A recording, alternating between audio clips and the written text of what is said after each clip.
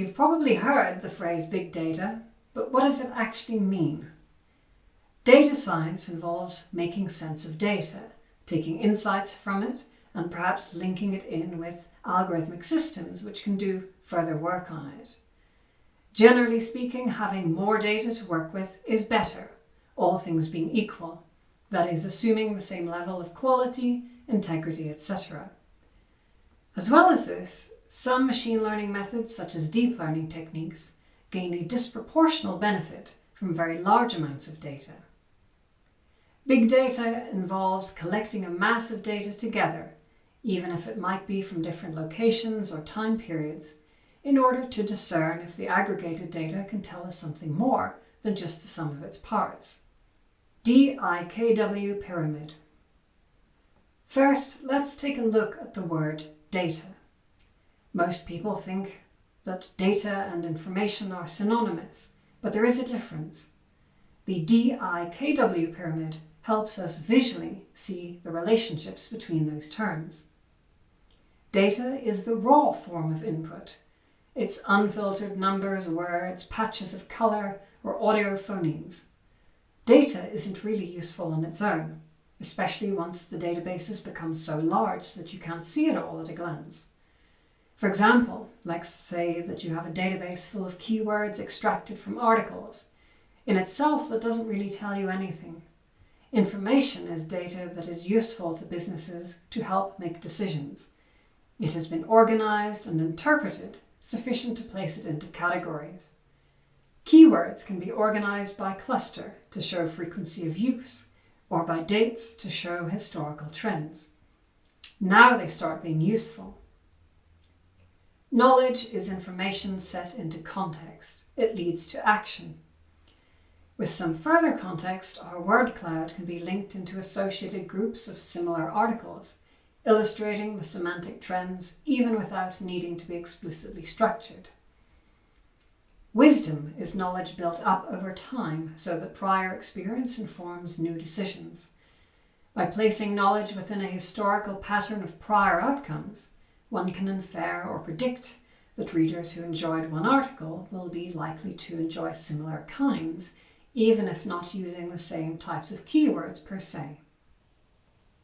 Big data involves collections of data that are massive in scale and require advanced tools to process and analyze.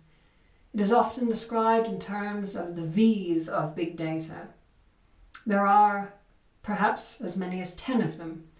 The first 4 describe the nature of big data: volume, variety, velocity, and variability. Volume is the magnitude of the data.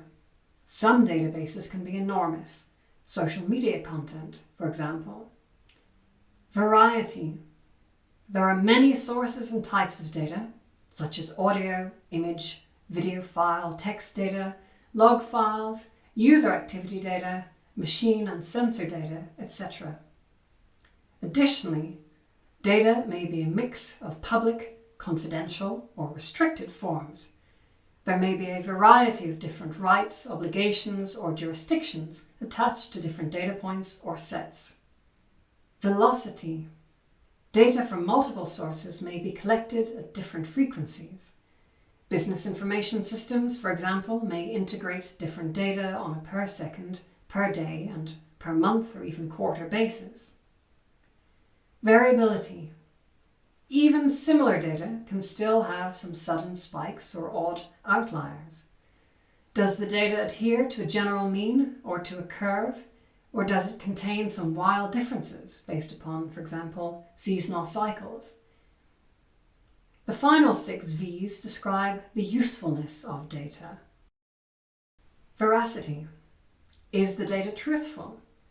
Does it have bias, noise, or other abnormalities that are not representative of the entire population?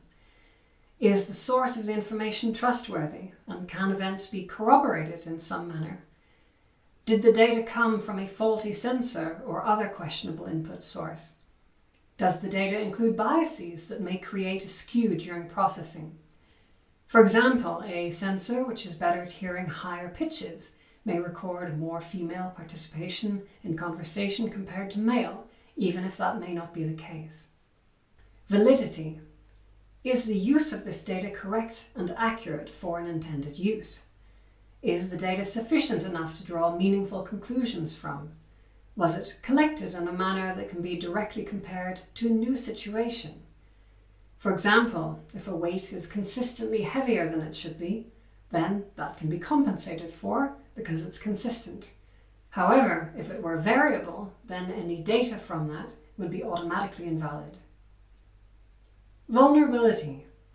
Is the data at risk of being intercepted, stolen, or altered? Sensitive data is, of course, particularly worthy of protection. Volatility. How long can the data be considered valid? After a period of time, would the data be no longer accurate?